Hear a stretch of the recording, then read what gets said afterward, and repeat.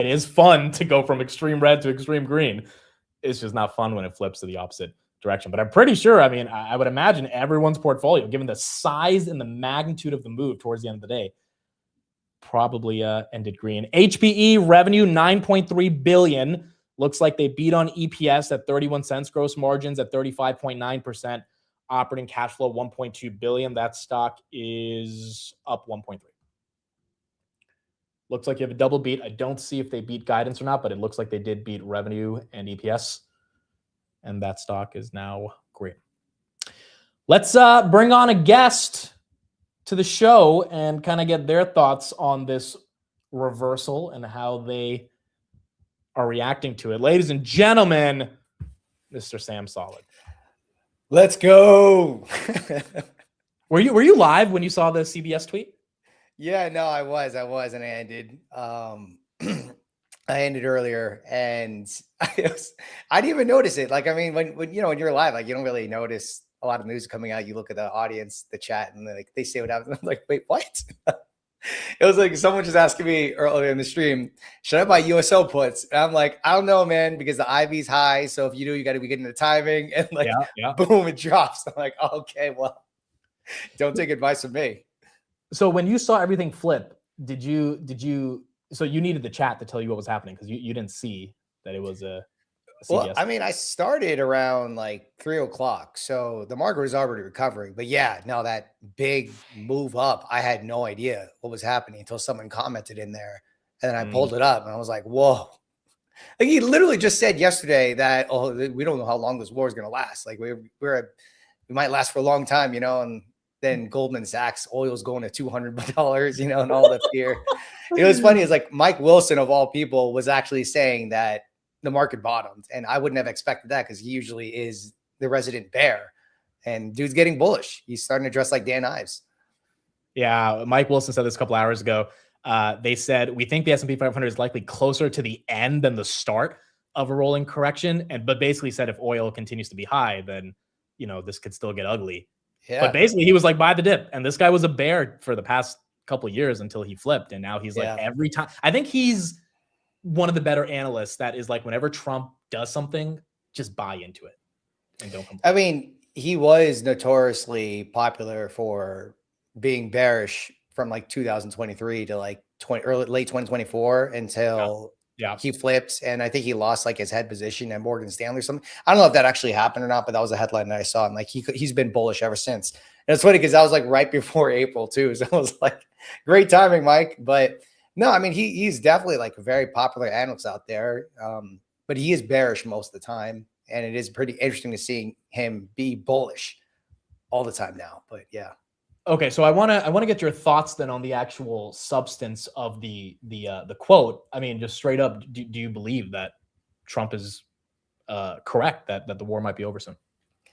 I literally have a whole spiel saying that he can't taco right now, and he tacoed. So I don't know, or is he just saying it? Is it a legit taco, or it's like a hey guys, like just hold on? I categorize him being a taco or tacoing as being affected by market, right? So he tacoed because he already has been concerned about it. He already said he was concerned a couple of days ago, but like he wouldn't say that unless he knew that there was going to be some sort of unprecedented effect to the stock market if he said that, right? But the funny thing is that, dude, remember Liberation Day? And I'm not saying this is Liberation Day. Remember, like, the market ripped into the closed Liberation Day, and then he had the conference afterwards, which he has a conference in an hour and a half, and then the market like fell. I don't know. I don't think that's going to happen because he already tacoed. But it's interesting that he says this like right before the close that the war's almost over, and I don't know. It doesn't look like it's almost over, but maybe it is. So, okay, wait, hold on. So how do you, because to push back against some of your claims, and I think these are fair. Someone right here says he can't taco for two reasons. Yeah. Israel's not going to stop, and the IRGC will declare victory. Well, exactly. He can't taco because he's not able to taco in this situation. The Strait of Hormuz closure is the biggest reason why oil is up. Right. Of course, Iran's attacking or Israel's targeting like oil structures and everything. Like, okay, fine. That's like a Band-Aid, right? Or that's like a temporary like hitting the leg, whatever. But closing the Strait of Hormuz is a pretty big deal. And even if he tacos, he can't tell Israel what to do, right? I mean, he could come up with some crazy deal or anything, but like, dude, if they continue fighting, they're going to keep that strait closed. And if that strait stays closed, then that's going to keep the oil prices up. But I mean, you know, this guy can work his magic. I mean, you never know what he's going to do. Do you think there is a world in which Trump, after talking about regime change for the past couple of weeks, straight up says, I don't care anymore about regime change, and that's the taco, even though it would be perceived as like very bad for the United States to go in there, mess everything up, and then just say, we don't care anymore about it. But could that be the broader taco? You were saying earlier, like, look, if they start to have some sort of open communication with the new Ayatollah, just some form of progress, the market's going to be like, let's go after that, right? Yeah. And the Ayatollah has every reason not to do that, right? But we don't know who this guy is. So, you know, I would think that, you know, that Trump wouldn't just say that unless he really believed that something was going to happen in his favor. Like, he doesn't like to flash his ace unless he kind of has an idea of what's going to happen. So I don't know, maybe under the hood, maybe there might be some sort of positive talk. And the war doesn't, I don't even think the war needs to be over for us to reach all-time highs. There just needs to be some sort of shift from all of the negative headlines to back to positive headlines, and the market rallying on positive headlines, sustaining it. Because for a while it's been like positive headline, NVIDIA beats down, and then all this other stuff down, right? And then sell-offs down. And then if you get some sort of positive momentum off of good news, then that will flip the script, because the market generally bottoms when it rallies off of bad news. Right. And we probably had pretty bad news like over the weekend. And even before any of this stuff was announced, the S&P 500 or SPY bounced off the 200-day moving average last night. The Qs were below the 200-day moving average, now close above. Look at that daily candle on the Qs. That is a massive bullish engulfing candle. Like, they do not want to let this thing fall. So, dude, but here's I don't see how the markets can move on and hold this gain if, to your point, the Strait of Hormuz continues to be closed. The only way for it to be open, and not just like physically closed or metaphorically closed as people are talking about, but for Iranian hostility to completely let up and allow the natural flow of oil, until that happens. Yeah. But that doesn't happen until they either get a deal, or Trump says we're ready to work with the Ayatollah, or Trump says we accept the regime that is in place. Or Trump potentially continues to, you know, wage war and get rid of this Ayatollah to install a new one. Like, I feel like something monumental has to happen, whether it's an acceptance of this regime or a new regime that gets put in place. That the latter option requires more war. The first option requires the United States basically admitting that they're okay with the current regime. Yeah, which just feels like a mess. I mean, it doesn't feel like any of that is logically coherent. I mean, what do you think? Do you think the war needs to be over to reach all-time highs again? Well, I think the Strait of Hormuz issue needs to be over, and I think for that to be over, yeah, to an extent, the war has to be over, right? Or like completely over, or like completely open, or like heading there. I mean, if they're going to keep fighting, then the Iranians are just going to keep being hostile at the Strait of Hormuz, unless the U.S. Navy comes in and like literally says, no, we're going to keep this open. But then the war is still open. The war is still happening if the U.S. Navy is fighting off Iranian ships. I mean, as long as there's no further escalation, then I think the market's fine with it, because we've already seen the worst, right? Like, how long did that Israel-Iran war last? For a while. Or it wasn't like Israel and all of Iran. It was like Israel and I keep forgetting that area. And, you know, apologies if I can't remember the name, but that didn't actually end for the market to continue rallying. So that's fair. You know, we'll see. We'll see. Like, you know, it just has to be like somewhat in the right direction, like positive headlines versus like negative headlines over and over again. And I think what we saw yesterday was like, dude, even before Trump said anything, the market bounced off of the worst news possible. And that generally signals bottom when that happens, because there's bad headlines and the market like drifts lower and drifts low and drifts lower. But you have to admit, there was a massive sell yesterday. And the fact that we closed green on the day is just, the last time I remember this happening was back in 2022 when we had the worst inflation print ever and the market closed green. June. Yeah, it was like somewhere around there. And actually, I think that was October. It wasn't the worst one, actually. It was a really bad one. It missed very widely. And if you have those scenarios, because what headlines, whatever the headlines are, I don't think the headlines really matter because it's going to follow whatever the price happens. But when the price tells you that it had the worst open we've had in futures overnight and we closed green on the day, it doesn't seem like, guys, we're going to go down like another 10%. Like something has to change. But besides that, like it just looks like the market's okay with what's happening. Well, I agree with all that, but I also think the reason we ended up going so green today is because oil fell off a cliff. But the reason oil fell off a cliff is because Trump said the war is ending soon.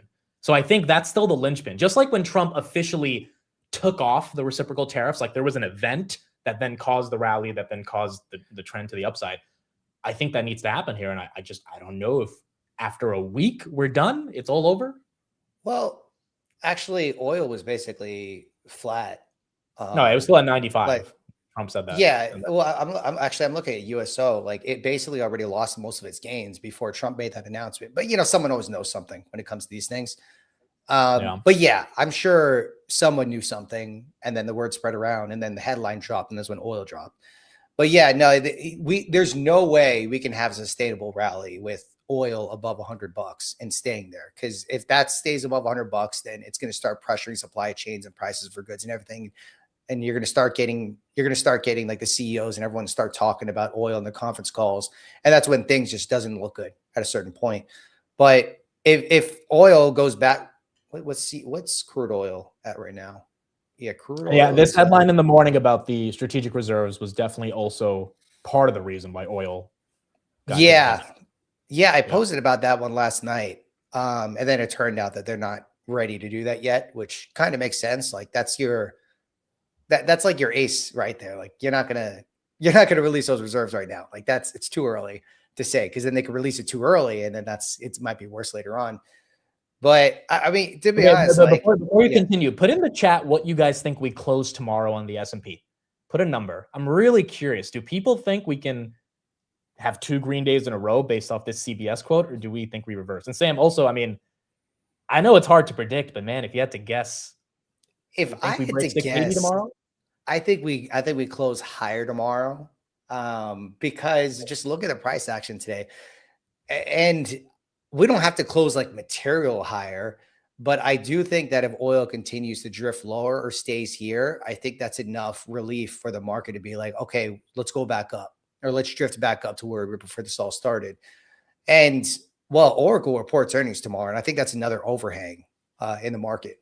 So if Oracle, I don't know, it's kind of a double-edged sword for this one, because if they have higher RPO and they say it's because of OpenAI, the market might not react to it. They go lower with RPO, the market's gonna be like, oh, look, we told you, sort of thing. It's just so difficult to know with these things. But the AI trade is not over. Like, I don't think that this just prolongs it. If anything, when you close a straight of your moose, but I don't think that that's over. Like, this isn't going to stop AI. It's just going to prolong it. Look at this tweet, bro. Got 1 million views. This is the tweet, folks, that moved the market. I hope one day I could have a tweet like that that literally moves trillions of dollars. You do have 1 million plus view tweets. No, yeah, but I've never had a tweet where Trump told me that everything's okay. Like, I've never had it. You never know, dude. You never know. You never know. But this is the tweet right here. This is the quote. I think the war is very complete, pretty much. They have no Navy, no communications. They've got no Air Force. That's it. And that is why we ended up green on the day. Okay, Sam, let's get into some other topics because I definitely want to pick your brain on some stuff. First of all, a stock that you had a fling with for a while, HIMS. What are your thoughts on this thing coming back to dude momentum? I don't know what to say with this one. I mean, I think we already saw the short squeeze, but it got pretty low to the point where like people who are Omega HIMS bulls like started selling their positions. And I think it's totally fine to sell your position even if it's at the lows. Like, who cares? Like, I think a lot of people give people crap for doing that. And like, what? You're not supposed to change your mind? That Serenity guy. No, but hold on. It is kind of funny seeing the capitulation of people that sold it. It is kind of funny because the reason they sold was that Novo and Dudum taking on Novo was like a recipe for disaster. The stock stuck. And then 2 weeks later, Novo's like, yeah, we concede to Dudum. And then boom. Seriously. Like, it's kind of crazy how the market works out sometimes, right? I just think it's like, it's crazy how you just got, it's not even just the market capitulated or people capitulated, but like even like Novo Nordisk capitulated. And I'm just, I guess Novo needs it that bad that they need to be selling on HIMS to distribute their drugs to some US platform at scale. Right. So yeah, I mean, you could buy here, Nate, and you'll be back to where you were Yeah, before if you Nate, you want could to, but literally yeah, buy where you yeah. sold as if nothing happened. And that's how crazy this move was. Yeah, I wouldn't be surprised. And the funny thing is that if it goes back to $50, I think Antonio Leonardo is gonna have the last laugh with this. Like he's gonna have the last laugh with everything. Like, and I think if it happens, like that's just gonna be the most funniest thing. I'm not gonna long hymns, I'm good. But like that would be very funny if it ran up all the way Well, over there dude, to $50. he increased his consulting from 15,000 to 25,000 an hour. So, I don't know if he's trolling or not. he's definitely not. This is definitely a live website. I don't know if anyone's actually paid for it, but I don't think he's trolling. I mean, he's obviously not oblivious to like all the stuff that's happening, right? Like, I just think the fact that he's doing this stuff, I think he has an idea of what impact that's going to have if he posts about it. And I think he's using it. He's using it to his advantage. And hey, man, that's good marketing if he's doing that. It's definitely marketing. But okay, so in general, you said the squeeze already happened. Really? Do you think this 40% day was the squeeze? I think the squeeze already happened. Now it could probably drift higher, but like a 40% move is no joke. And you've had plenty of time the whole day for people to cover their shorts. Now, some people could still be short, but that dramatic squeeze is what we already saw. And then whatever happens after today. But when was it? They had a lawsuit like around $44. So if they're supposed to partner again, then they reaccelerate revenue and all this stuff, right? In the next quarter, or if they give out some sort of commentary, right? Then that could be people trying to get back in, like, hey guys, the game is back on. But I don't know, man. To be honest, the CEO did already comment on a short squeeze before, and that was kind of like raspy that he did do that. And it's kind of different because if you think of Palantir, like, look, that's an amazing software company, right? And he's always commented on it before the short squeeze or not. So like, it is what it is. But like with that one, it was like a little bit different, like right when it happens. And then he sold after that. And I was just like, that kind of sucks that you do something like that as a CEO. So, all the power to people who are still holding it, go ahead. I mean, if it goes up, the point is to make money, right? So like, who cares how you make the money? You just make the money. I don't have a position in this, but I do think the squeeze might not be over. However, I do agree with you. We should have seen a bigger move because this 40% was basically what we saw Friday night. And I know, we had a whole day for people to cover, but we should have seen a larger move if all 40, or even if like 20% of the 40% short were covering, and we didn't. Yeah. So I do wonder if that squeeze to 30 is still possible. I mean, we'll see if software really comes back. Today wasn't the best move for the software semiconductor ratio, because you had semiconductors up 4% today, and then you had software basically flat today, which is really interesting to see considering that you didn't get that follow through on it. But HIMS is a software platform. So, if we get some sort of recovery still in software, then it could probably make its way back to like 35, 40 bucks. I wouldn't be surprised because that short pressure on the market, you've already gotten rid of a massive bear case with HIMS, and that's losing the agreement and being in litigations from Novo Nordisk. They already got rid of that generic knockoff of Novo Nordisk Wegovy. So then they don't have to worry about the FDA anymore. And now if they have this partnership again, then that's more revenue through the top line, right? So maybe this thing's going back to 40 bucks. Let's talk software. What is your software exposure out of all the names that got hit? ServiceNow, Rubrik, and Zeta. Let's talk about bought. Yeah. Oh, go ahead. I was going to say, we haven't talked about Rubrik in a while. Do you like this at 57? You think this is still valuable? Yeah. So I don't like to buy falling knives, and it doesn't look like it's a falling knife anymore. The daily chart looks a lot better. It's above the EMAs in the daily, which is good to see. IGV looks like it might have bottomed recently. Yeah. Nate is right with the Zeta. But when it comes to Rubrik, there's endpoint security client, or there's endpoint client management, or I forget the exact acronym is for that one. And there's network security, so your Palo Alto and your Zscaler. So endpoint is more CrowdStrike 701, and then data security is more on Rubrik. And there's a company that NVIDIA had some funding with a while ago, about like, not like a big funding round, but they're partially invested in them. And then there's also Commvault as well, also in the data security portion. But Rubrik they're also expanding more into agentic AI security as well, governing permissions for AI agents, which is going to be extremely crucial when you think about it. Having these agents with unlimited access to so many things in an organization is probably not going to tread lightly for a lot of companies that are very big in compliance. So, and you think it got sold off with AI in general, not because it is going to get commoditized by Anthropic or something. Yeah, no, it's trading at a 7 times EV/NTM on a forward sales basis. So it traded when it was $100, it was like 15, and it's actually trading as cheap as it's been trading when around the time they IPO'd, around 30, $40. And the fundamentals are arguably a lot better, because analysts are estimating for them to be at a $2 billion revenue by the end of next year. So if they have like a couple of years to actually, no, I think it's 1 year to get there. And they're growing at like 40%, they're going to supersede that estimate, which means that they're going to have to re-rate the stock higher in order to do that. But yeah, I mean, it was mostly because of the software sell-off, and that's why ServiceNow sold off and everything. And I already tell people I'm never going to catch the bottom with these stocks. Like I don't want to keep buying like a stock as it's trending down. I like to buy the recovery after that. And it looks like these stocks might have recovered. And they report on Thursday, and I think the bar is set pretty low in terms of surprising to the upside when it comes to this company, especially if software continues to build momentum back. Like I feel like with a lot of these software stocks, how suppressed their valuations are, if the market is still bullish and the IGF software ETF comes back,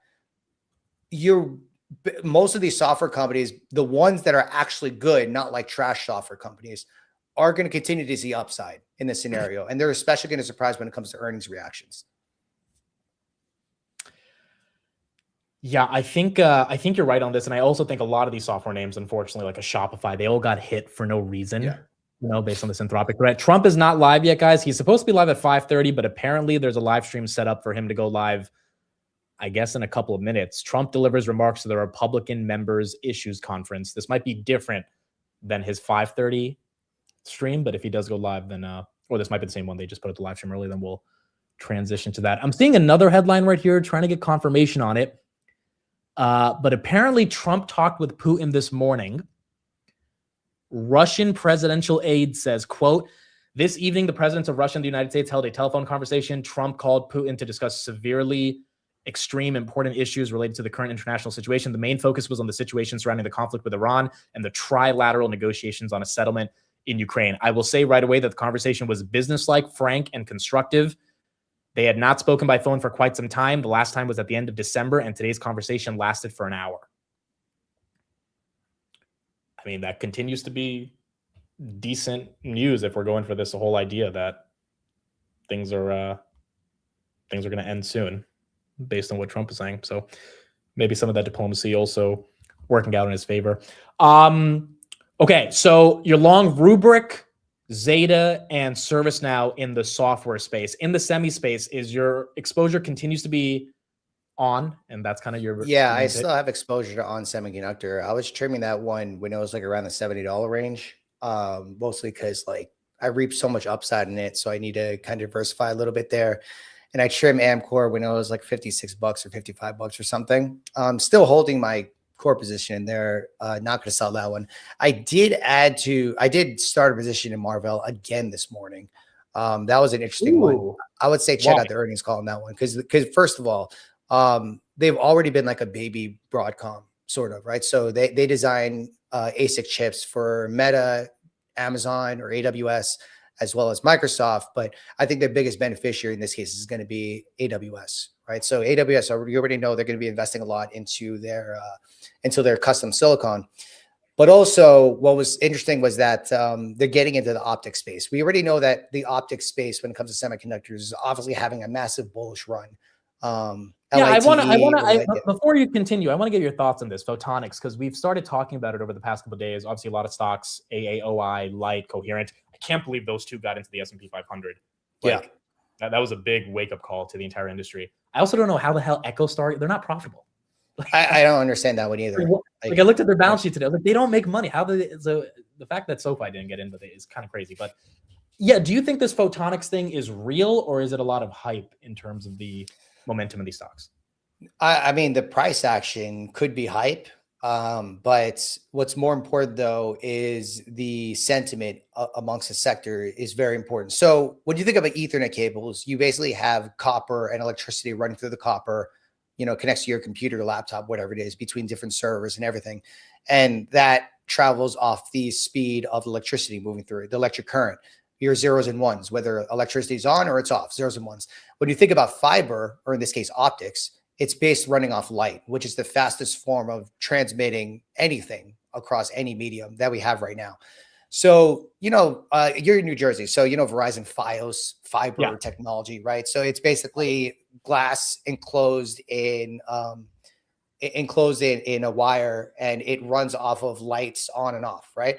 So this is where the optics come in, being able to travel along that medium. So that means faster inference queries, right? Because you're transmitting data faster. Broadcom, Astera Labs, and Marvell Technology were already in the networking sector. But if they start contributing more toward the optics solution, then they could become another layer of this entire stack. And the thing is that Broadcom isn't exactly the cheapest stock out there. And Marvell has always been like the baby Broadcom for a while, lagging a lot, whatever. But then when you have a confident CEO on earnings call, you have great guidance, you have continued on to the upside, and then dropping terms in the conference call that has to do with like everything the market wants to hear, the market might be trying to pile into this thing. So I got in this one around like $90 this morning. And, of course, never going to catch the bottom. I'm never going to catch the bottom of that thing. But if we do have this continued on to the upside, even on a technical basis, the chart looks amazing. Dude, what is going on over there? Your camera. We're talking about light, dude. We were talking about light. Oh, you did it on purpose? All right. No, I'm not doing it on purpose. It's just every day around this time, the sun peeks in through one of the blinds. Dude, but it is gorgeous on the East Coast. It's like 60 degrees today. It is. I took a walk today. I mean, I'm so happy that we're done with the cold. Hopefully, I don't know if this is going to last, but yeah, it was definitely really fun. Okay, so in terms of these photonics plays that NVIDIA invested in, I hear your bull case. Do you think Light and Coherent and these names are proxies for bottlenecks inside of the AI supply chain, which is essentially what SanDisk and Micron are, but it feels like they're way more important than these photonics plays. So do you think of them as like memory plays, or do you think of them as something much deeper? I don't think they're a bottleneck, but I do think they're going to facilitate faster transactions, which is what we kind of are going toward, right? So then there's the fact that they're building data centers around the world to be able to get that processing closer to people and servers and companies, right? And then it's all about increasing the speed, right? So increasing the amount of data that travels through the highway and how fast it's traveling through the highway. And that was the idea behind Cloudflare and DigitalOcean as far as edge computing. And even StockTalk, who's in a few companies, also are involved in that one. And in fact, one of those companies that's doing really well for him, VIAV, is involved in the optics play. So he's been ahead of the curve with that one. And Marvell is like a very popular stock. But then now that it's like getting into this trend of optics, which AAOI closed at, I think, an all-time high again today, right? Like this thing has more room to run. So if this entire sector moves up, and it was great to see NVIDIA green today, very green today, then this is going to move along with it. Now, there's going to be another bottleneck later on, and the money will start to shift there. But I think right now it is optics. But to see that's the scary part, which is that memory. It looks like that bottleneck's going to last for at least a couple of years. Do you think optics has a multi-year runway to last? Because as soon as that kind of isn't perceived as lasting, we've seen what happens.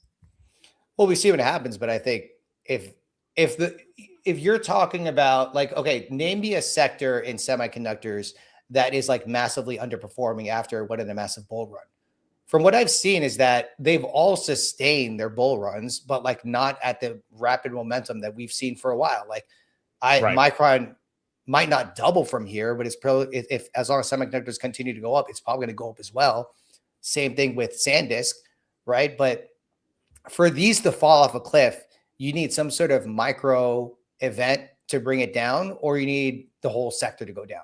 Right. And right. that's why you saw your SanDisk and your Micron pull back like 10, 15, 20%, because all of stocks was going down while software was outperforming. And even on semiconductor was at like $55 this morning and it closed near $60. Right. Look at Amcor, it was below 30, it was below $40 last night. Right. But it's continued to move up because semiconductors up again. I feel like some of these semiconductors, like some of them can outperform more than other ones at any given time. And I think right now the story is clearly optics.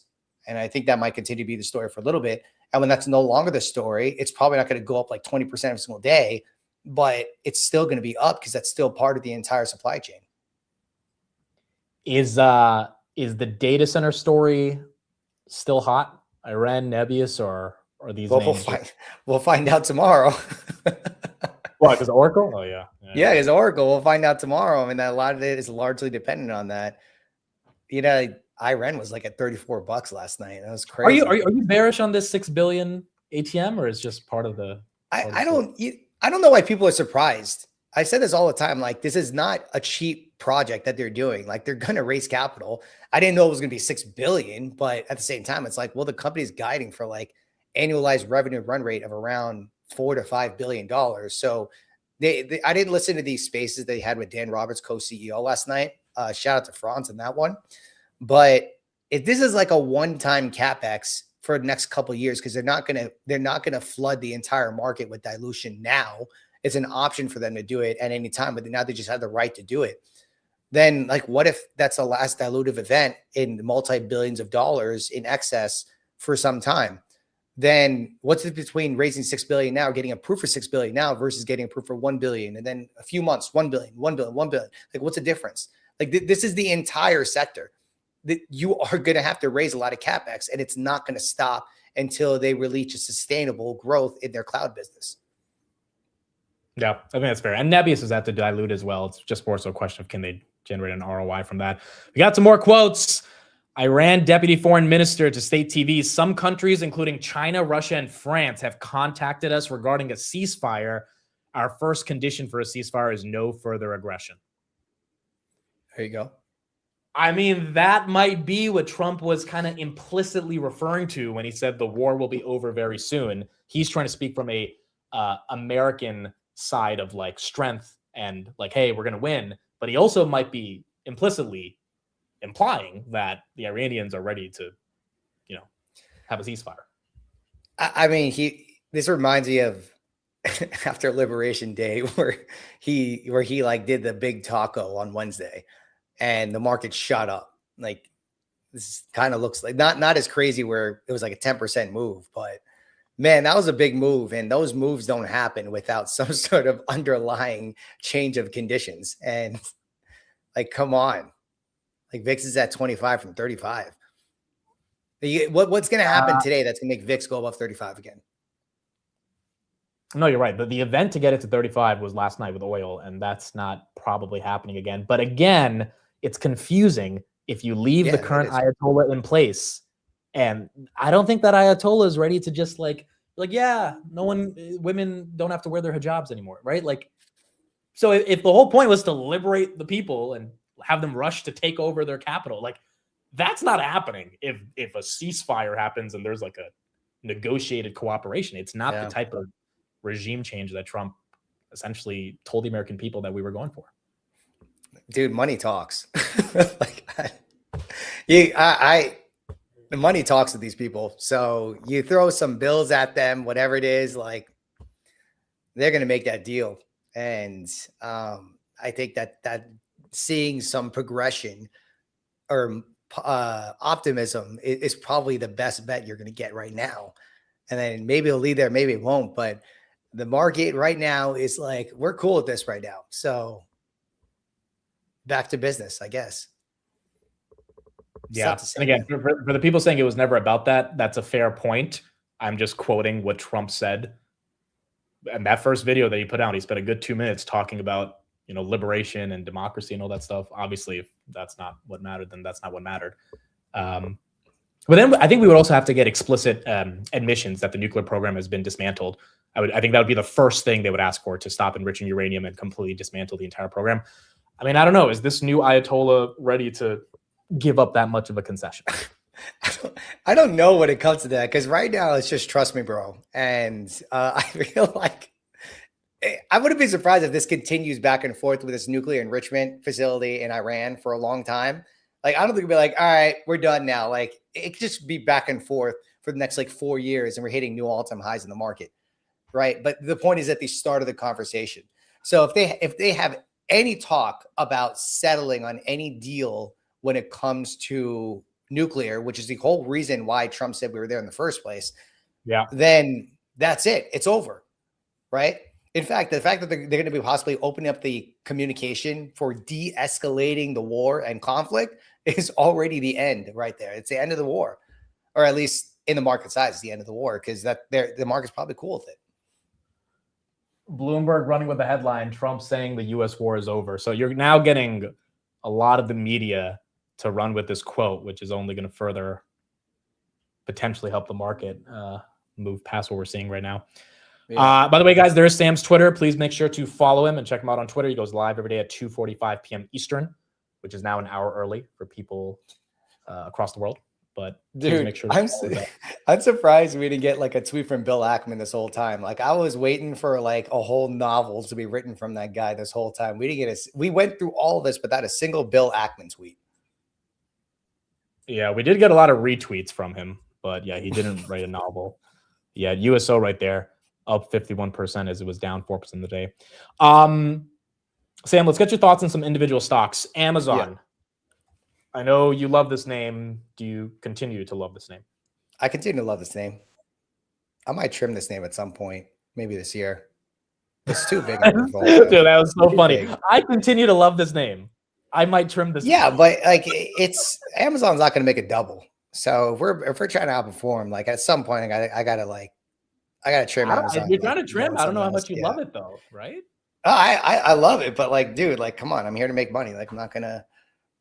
I need to have so much portfolio in Amazon just for justice. It's like, dude, justice doesn't put food on the table. That's fair. That's fair. Well, in my household, it doesn't. CoreWeave.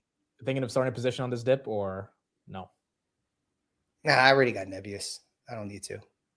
But if my best bet is that CoreWeave is not going to fall, like I'll be very surprised if CoreWeave goes to zero and like we continue to be in a bull market for AI. Like, I'd just be very surprised. I don't think Sam Altman or OpenAI or NVIDIA or Jensen Huang's to let that happen. Dude, they have 70 billion in backlog. It's hard to say they're going to go to zero. Yeah. But obviously the business model is in question from a lot of people. Are you in Broadcom or no? Or is Marvell your exposure? No, Marvell is my exposure. I was in Astera Labs before, and I did trade Broadcom before. But I have no interest. I'll focus more on the mid caps. Marvell is not even a small company either. They're a pretty big company. Intel right there. That was up 5% of the day. Yeah, no, that is true. I mean, it's not a small company at all. That had an interesting bounce today, Intel. Well, it's been stuck between 40 and 50 for a while. Yeah, but that bounced right off the 100-day moving average, and it closed right at the 20-day. Some of these charts have really good technical setups for a trade, and Intel is still arguably bullish on the chart. Joby getting a pump. Joby begins U.S. operations in 2026. Joby's up 6% right there under White House air taxi program. Back above $10. Yahtzee. Okay, there we go. Melly. Are you long this name? Yeah, I still have position Melly. It doesn't make sense to me why it gets sold off so much when it's importance in Latin America, but it's just not where the money is right now. So I'm cool with that one. It's not a massive position anymore as much as it used to when it was like $2,400. If you had to buy between Meta and Amazon, I'm assuming your answer right now would be Meta. No, I buy Amazon. You buy Amazon over Meta, but you like Meta though. You have this one. No, I have a position in Meta.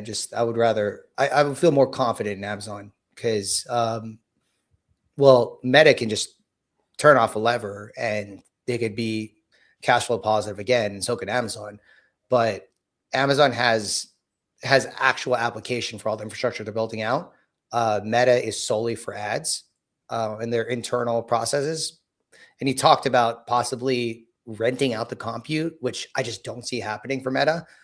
But you know, it's still very relevant. I mean, if there's an ad tech play, and I quote tweeted you earlier on it, Reddit is starting to seem pretty interesting. I don't like the chart.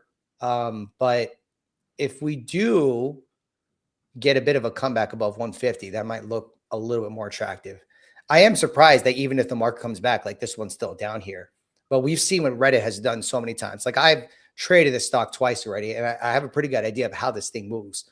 And it usually is like a late reaction to its massive pump. But when this thing runs, it runs hard.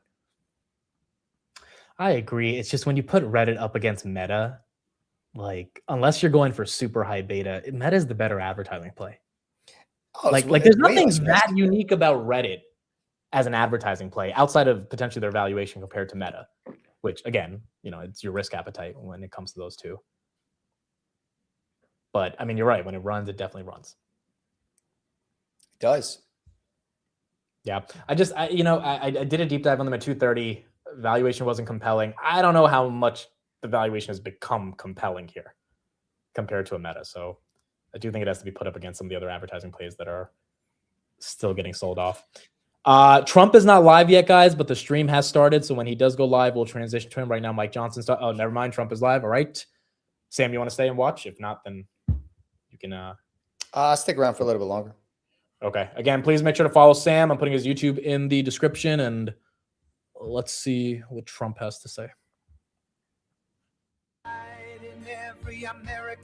Okay, we're gonna turn the music off so YouTube doesn't ban the stream. But yeah, the typical. What is the name of that song? I've heard it so many times.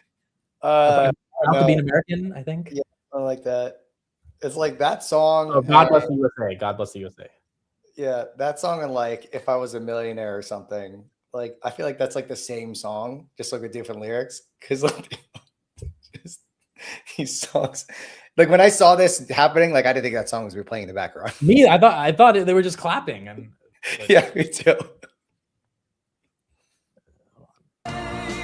Yeah, it's still playing. Okay, there you go. I was gonna show you guys an AI video made by ByteDance's model, but I guess we'll wait to show you that since Trump is live. But there's like a 2-minute video. It's almost like a little movie that they create. It's crazy to think how good AI is getting. It's insane. Yeah, is he just gonna stand there? He's just sitting there the whole time. So much winning. Bro, is he actually just standing and letting people clap? Like, this guy's so obsessed with himself. It's so funny. Oh. Okay, here we go. Wow. A lot of friends. Sit down. We have a little time. Just everybody. Thank you very much. And to our great speaker, Speaker Johnson. And hello to the men and women of one of the most consequential Republican majorities in history. It's not a big majority, but it's just about the most consequential. The job you've done is incredible. And they are members that are warriors and really people that are for the American people. And that's why you're doing well. And I think that's why we're going to continue to do well. We're fighting a little tradition. You know, historically, the person that wins, Democrat or Republican, wins the presidency. For whatever reason, it doesn't work out. But we've done a lot. I don't know if we've done. I think we had the best first year of any president ever. And that includes you. You came along with me and you made it happen. So with your help and hard work, we're making America great again, and we're doing it much faster than we thought. And it's better, stronger, and our country is doing really well. I mean, at a level that nobody thought. We took a little excursion because we felt we had to do that to get rid of some evil. And I think you'll see it's going to be a short-term excursion. How good is our military, right? Amazing. Once again, Trump saying short term, so continuing from his comments earlier in the day. Next term, we rebuilt our military, and I didn't know I'd be using it so much in the second term, but we have a military like no other. It's not even close. But I especially want to recognize the rest of our amazing House Republican leadership team and so many of my friends that are congressmen, some senators. We have some great people in this room. but including Majority Leader, a real brave guy, because I know the real story. I was there that night with him in the hospital when he was given a very small chance of living by a doctor who was very good, by a wife who was desperately in love with him. She cried so much. Because I've seen the other two. I've seen guys at the end of the line, the wives aren't exactly shaken up.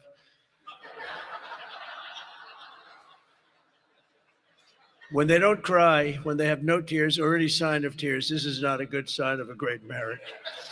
But he must have a great marriage, because she was just devastated. She was going to lose her guy. But it worked out that the doctor said more blood was put into him than he's ever seen. He was in big trouble. I looked at him that night and I said goodbye to him, but he made it. He was brave, and look at the way he fought back from so many different things. Steve Scalise. A record. This is over 20 million. This is it's the biggest of these type of events that there's ever been, by a lot. You didn't just break it, you broke it by a lot. So I want to congratulate you. But there's just great spirit. The Republican Party has fantastic spirit.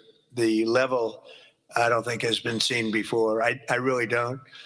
We have to get a couple of people on board, which at least one case is virtually impossible. I wonder who that might be. A sick person. But I want to say a very special thanks to everyone at the Congressional Institute for helping organize this event. This has been amazing.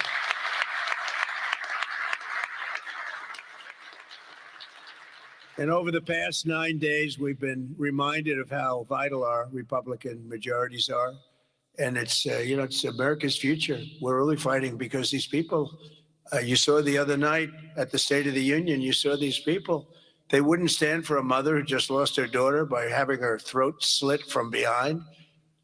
They wouldn't stand for the helicopter pilot who just got the Congressional Medal of Honor for landing safely in Venezuela, a helicopter with a lot of soldiers on that helicopter. And he was able to land it safely, and his leg was practically ripped off. And for those people that know about helicopters, you land them pretty much with your legs, right, Tom? You land him with the legs, and he was in bad shape, and he got that. Not only landed, he landed in exactly the right spot at exactly as blood was pouring down the aisle, which didn't make all of those soldiers in the back feel too good. They're looking at a pilot who's bleeding out. But they didn't want to stand for that. They didn't want to stand for a 100-year-old soldier who had left a legacy of bravery. Everybody talked about it for years, and it was time for him to get the Congressional Medal of Honor. They didn't want to stand for him.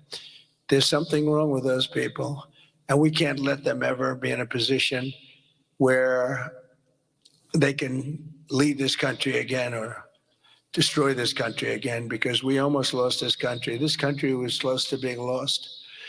The representatives in this room provided the pivotal votes in securing a record $1 trillion for the United States military this year. And now the world is witnessing the importance of that investment with one of the most complex and stunning operations ever conducted. And that's Operation Epic Fury. That's a great name, isn't it? Epic Fury. That's even better than Midnight Hammer, which was pretty good too, right? That was where we knocked out their nuclear potential. That was a big day, because if we didn't do that, they would have had a nuclear weapon within 2 weeks. And I think we'd be in a lot different situation.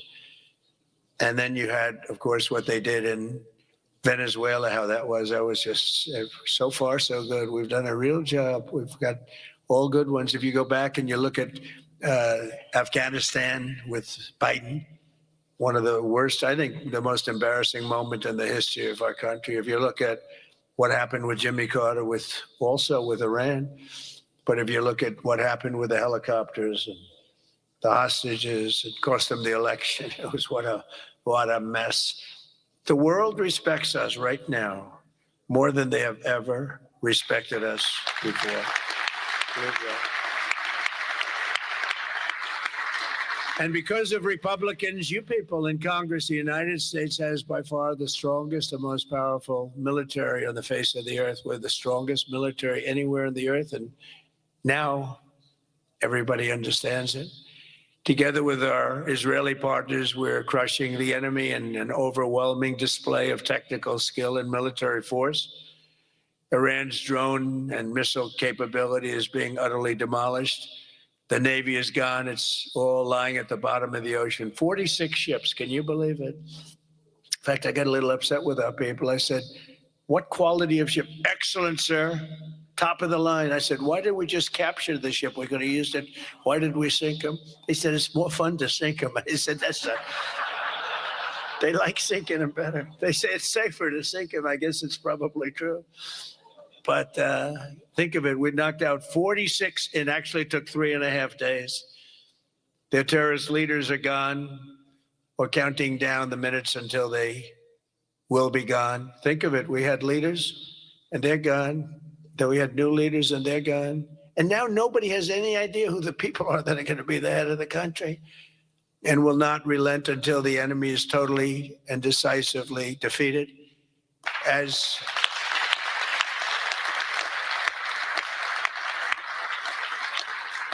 And remember, Iran did so many bad things. They were really, if you look at Soleimani, who was taken out, as you know that, but you know who. But if you look at Soleimani, the father of the roadside, you call it a roadside bomb because most people don't understand the different terms. It was where they plant bombs in roads as you drive by, happily drive by, the bomb goes off, and no matter how strong the armament, it just kills the people. Or you lose your arms, legs, and face. And those bombs got worse and worse, and he got happier and happier. All right, you've been listening to President Trump speaking at the Republican Members Conference in Doral, Florida. All right. I mean, we can go back to the White House live stream here, but essentially, Trump not really saying anything that different than what he's already said. Let's pull this back up here and see if we get anything else. Continuing to brag about how the war is going. So much winning. Worse and worse, and he got happier and happier. We took him out. That was a big thing because he was the head. It might have been a much different story. They may have been much more capable than they are had he lived, because he was capable. He was vicious, violent, and capable. But we got rid of him first term. And we did so many things. I mean, we've done so many things. But as you know, on Saturday, I traveled to Dover Air Force Base to be with the families of 6 fallen warriors as they returned to American soil. And I know that everyone in this room joins me in sending our prayers and eternal gratitude to the families of those great heroes. Those families are incredible families. Devastating to be. Hardest thing to do. You know, I've done it a lot. The hardest thing to do is to go to Dover, because Dover is where, for the most part, a lot of the fallen, the warriors, the great young people that have died in war, they seem to mostly go to Dover. They come home to Dover. Dover does a great job of handling things. They have men assigned to the family. They have men and women that are incredible, assigned to the families. It's a beautiful thing, but it's also a very sad thing. But they all said one thing to me: make sure you win, sir. Make sure you win. They weren't playing games. They want to make sure. They said it. Everybody said it. They were separate, but everybody said the same thing: make sure you win. We will. We've already won in many ways, but we haven't won enough. We go forward more determined than ever to achieve ultimate victory that will end this long-running danger once and for all. 47 years. It should have been done a long time ago. The world would have been a different place had some president had the courage to go and do it. They should have done it many, many times.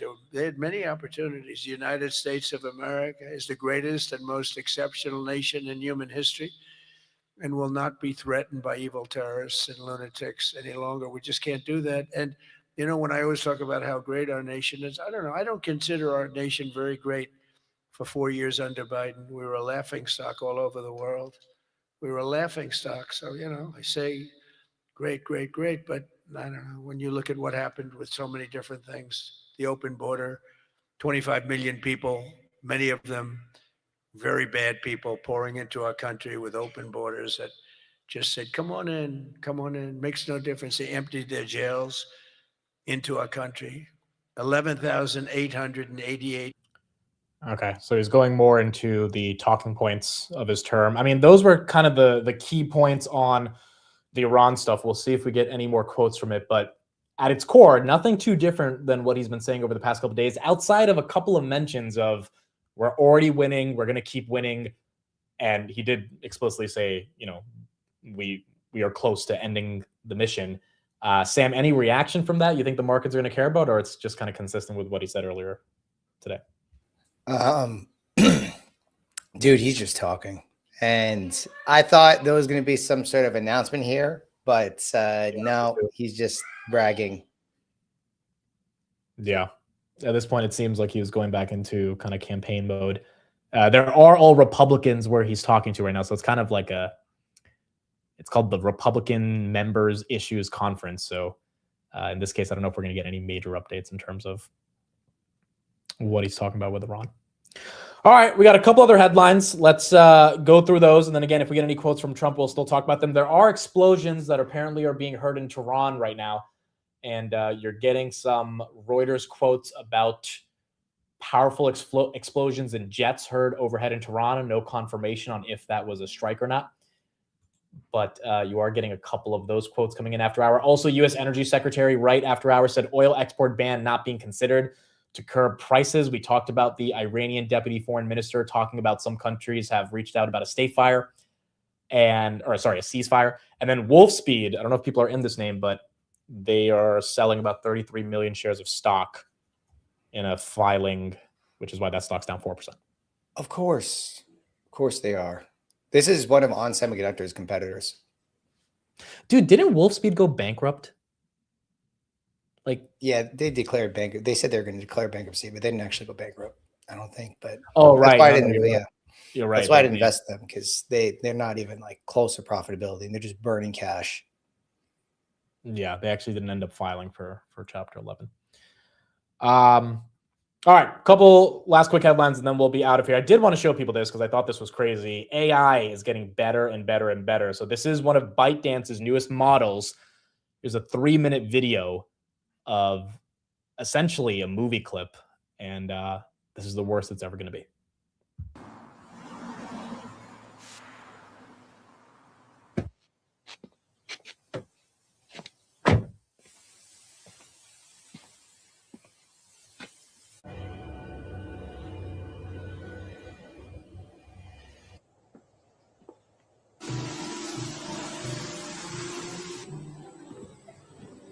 Jesus Christ.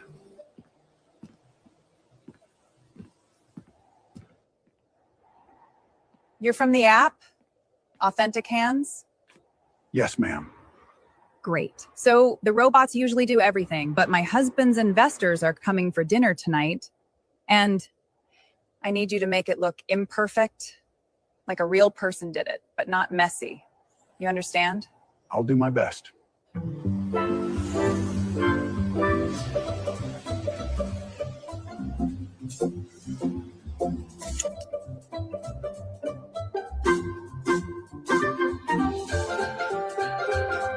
Our Q3 projections show another 15% margin expansion due to workforce optimization. That sounds like a solid plan. This new AI agent system, we can lay off 3 middle managers per department. Company runs twice as fast. Easy.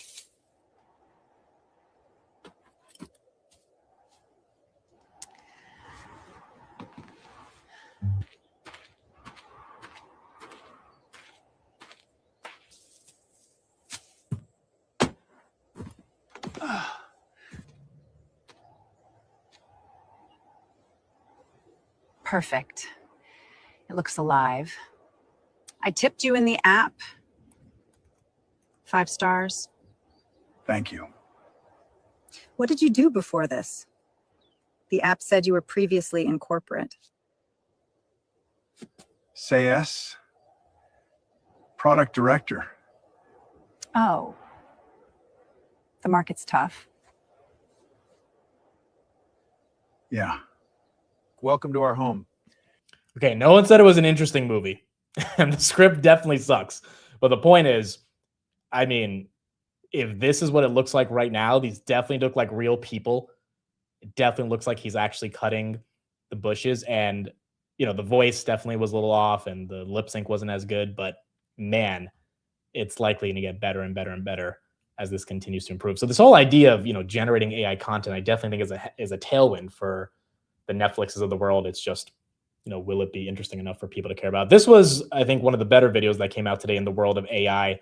You officially have Figure, ironically, where we're talking about humanoid robots today, cleaning an entire living room autonomously.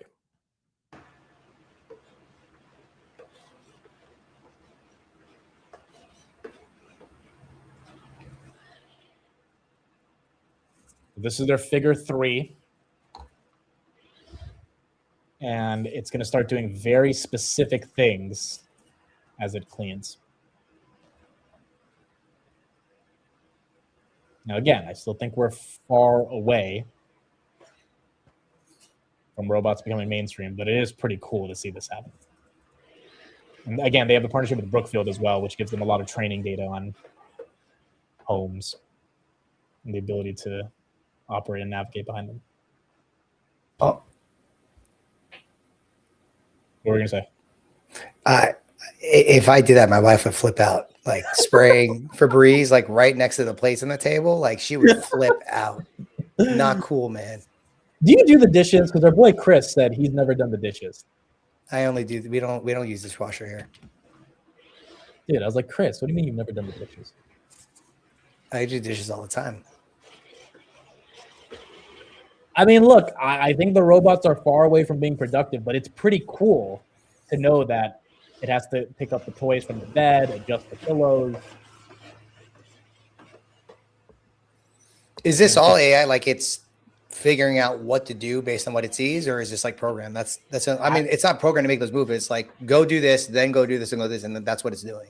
So as for the company, this is their Helix 2 model, and it was trained off hundreds of thousands of hours of action on how to clean a house or how to operate within a living room. It's going to turn the TV off right now. It's going to have to find the off button to close it. That's crazy. That's pretty dope. And so they're saying it's not teleoperated at all. It's fully autonomous. Nice.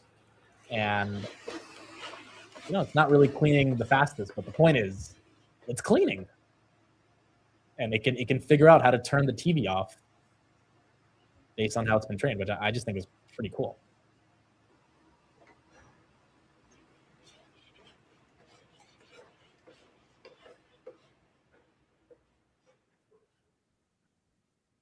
That's cool. Yeah, I mean, look, it's going to take time for this stuff to become super mainstream, but I do think it's dope. Where do I write my check?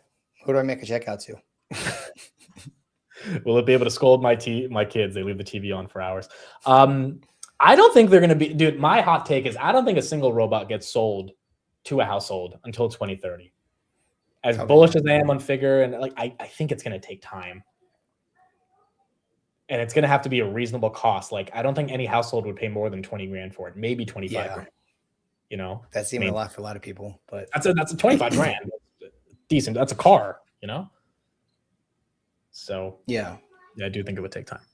It'd have to make sense too to not hire a human to do that, because it just did maybe 2 minutes of work max in 4 or 5 minutes. So they have to make a lot faster. It could have to be a reasonable expense to spend 20 grand on that. Yeah. All right. We'll see. Oh, all right, dude. I got to bounce.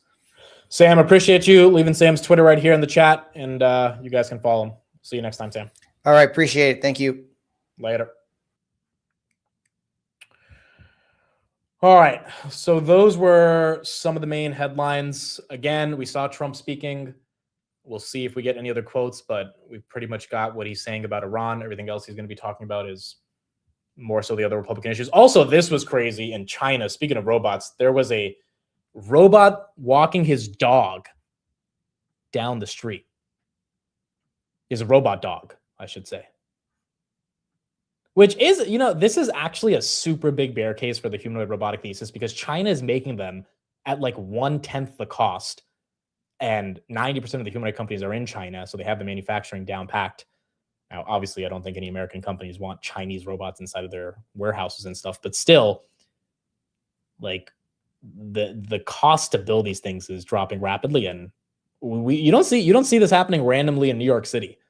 So the fact that these robots are now proliferating, we saw that dance video in one of their festivals a couple weeks ago as well. You are seeing it get some more excitement. Couple of quotes I'm getting from Trump right here. Let's pull these up. Two of these quotes we didn't see. This is Trump saying essentially why they attacked. It's very similar to what he said already, but let's pull this up right here. They're always saying, no, there was no reason. Well, I'll give you the best reason of all.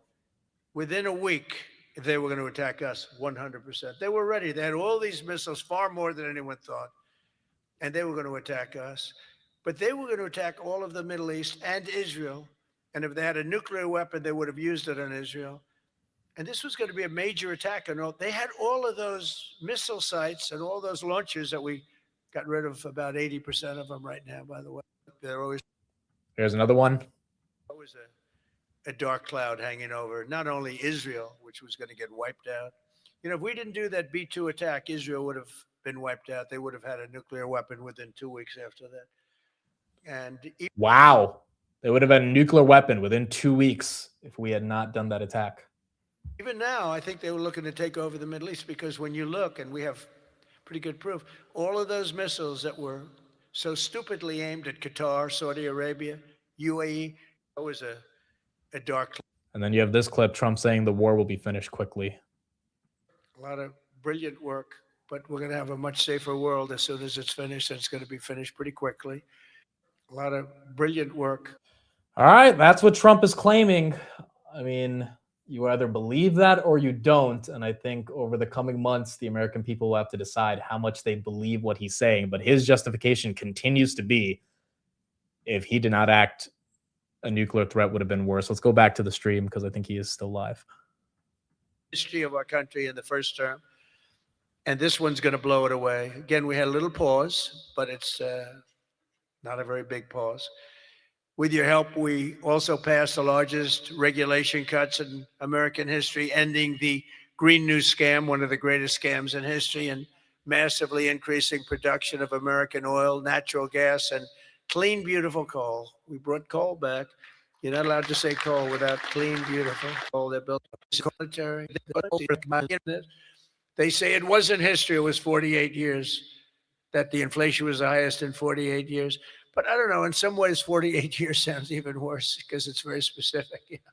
But they had the highest inflation probably in history. But in 48 years, we inherited that. One of the Okay, so Trump going back to being more. That's what I was saying. Watching the whole thing is not really that important because he's going to go back to campaigning. But those clips, I think those were three of the quotes that we didn't see when we were watching him for the first 20 minutes. Within a week, they were going to attack us 100%. If we didn't do the B-2 attack, Israel would have been wiped out. It's going to be finished pretty quickly. Once again, affirming those statements he said earlier today. And then his claim, which is that if we did not attack, Iran was 2 weeks away from a nuclear weapon. I don't know how many people are going to believe that, but that is the story that him, Mike Johnson, Rubio, Pete Hegseth, all of them have been claiming is the reason why this happened. This is quite incredible, dude. To not think this would happen in 2026, not think this is how we would start off March, but there you go. It is happening. We're still 60-40 on the poll. Let me pull that up. Again, 60% of you disagreed with Trump saying the war would end early today. Again, that is the reason the market's pumped. For those that are wondering why we went green. It was that Trump quote. Yeah, 60-40. Again, the same thing I said with Sam. If we leave now and the regime doesn't change, I think people are going to be wondering what was the point of this. If the regime just goes back to doing the terrible things they were doing, not only to the Iranian people, but then also with their enrichment process. if we do leave and we get some type of deal with Iran, well, what's included in the deal? Are they going to allow for more freedoms? Are they going to stop enriching uranium? Like what, like is the deal going to be hyper negotiated because of the lack of weaponry, ammunition, and military support that they have based on the attacks? Or is it going to be some collaboration between multiple countries working with Iran? I mean, there are so many more questions than answers, but I don't know if we can just leave and go back on what Trump has been saying over the past couple of months or couple of weeks, or sorry, a couple of days. This has only been 7 days since it started.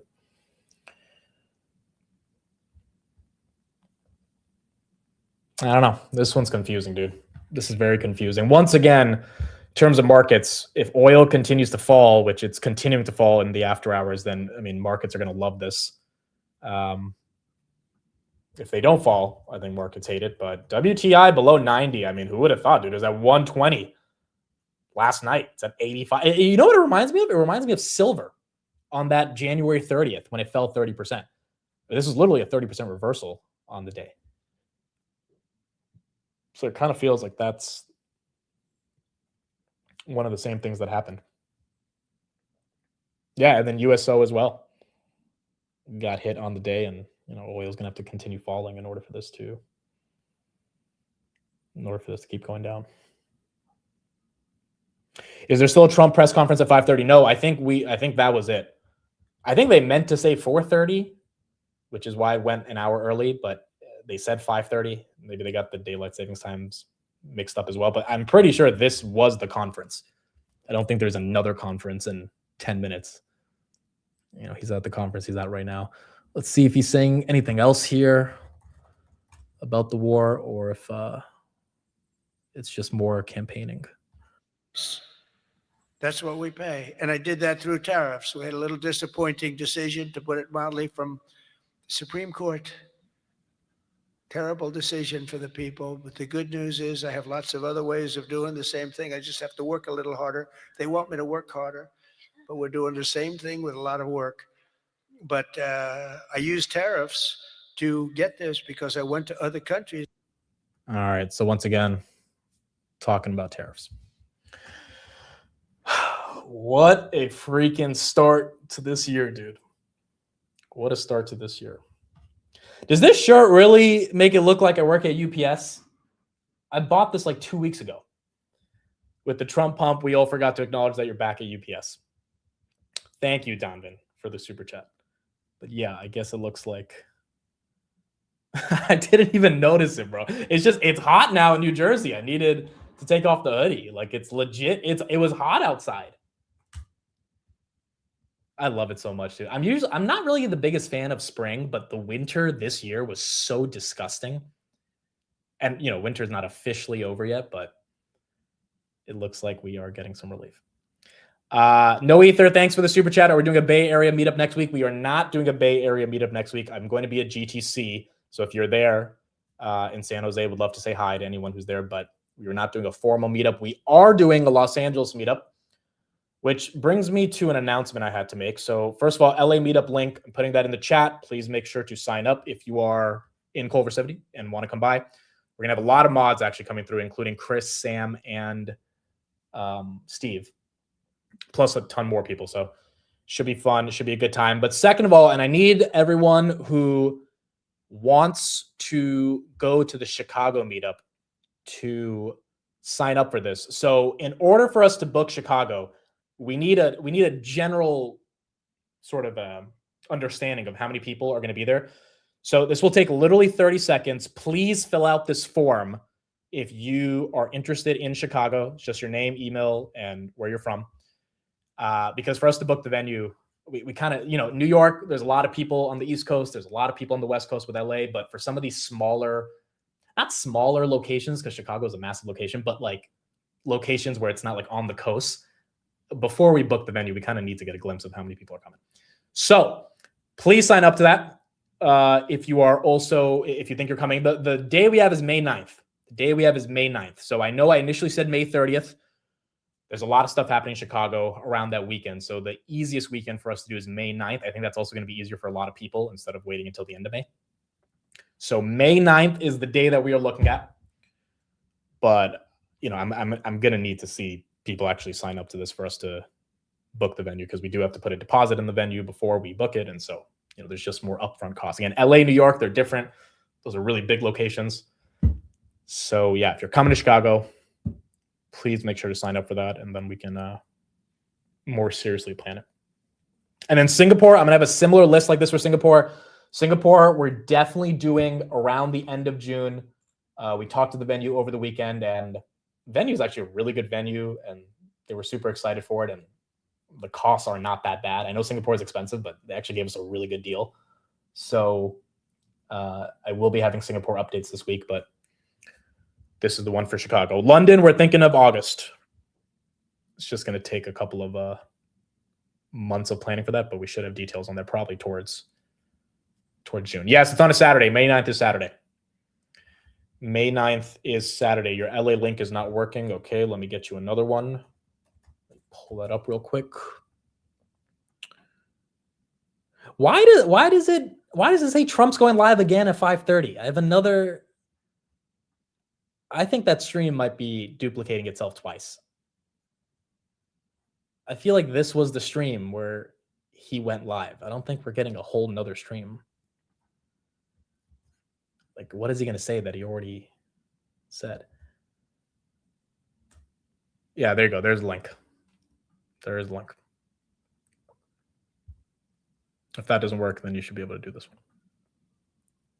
Texas is November. There's a news conference at 5:30. Dude, that is so confusing. Does the White House have a second stream lined up? I mean, maybe there are two streams. Maybe he did this Republican conference thing and there is another one coming up. I don't see a second stream for the White House, but we'll find out in like 5 minutes if that's happening. Is the meetup free? The meetup is not free, unfortunately, but we're not really making any money off this. There are a lot of costs associated with this: security, food, venue. You are getting dinner and drinks, one drink, and then there will be a cash bar. So it is not free, but you know, we actually lost a couple grand on New York. The goal is just to build out these meetups, get the structure, get the feel for how to conduct them. So yeah, we're you know, $100. We're really not trying to make it super expensive. Okay, let me pull this up. Yeah, it does look like he's having a second stream, which I don't know what they're going to say in the second stream, and I don't know who's going to be there, but it looks like it's happening. Can I go along to the meetup? Yes, you can. You can indeed. There will be plenty of other people there that are also alone. Why are we doing a second stream, dude? Okay, and where is this news conference? Because he said it's in the ballroom. He's in the ballroom right now, right? Or is this not? I doubt it's going to happen at 5:30. That's 4 minutes from now. That might take a lot longer. Is that going to be the taco stream where he like more explicitly says the war is done? We are not having a meetup in Iran. That's probably not going to be the best. It might be a little tough to do that. Miami's probably going to be October. Miami's probably again the schedule so far is, you know what I'm thinking? I'm thinking of vibe coding my own website, so we have all this information on like a centralized space. I think that might be easier for a lot of people. So I think my first Claude Code project is going to be vibe coding my own website, and that way everyone can have like a calendar of AK Media events coming up. I'm legit going to try to do that over the weekend. Shouldn't be too hard. And that way, whenever someone asks a question, we can just link the website in. That should work out. Yeah, Miami should be October. Please stay for the second stream. I mean, I'm like, I want to see if he's actually doing it, because if that one's specifically about Iran, then that's actually more important. I just wonder if they all got their daylight savings things messed up and it actually was meant to be at 4:30 versus now. S&P down a little bit after hours.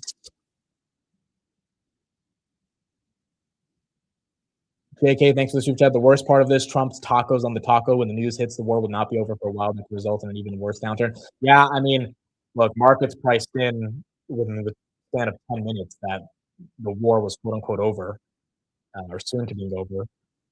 If Trump comes out and we have some military action that makes it obvious that it's not over, I mean, this can easily reverse, which is why it's hard to think that the taco was actually happening. Wow, U.S. Pentagon officials say the first week of the Iran war cost $6 billion, including $4 billion on munitions and missile interceptors.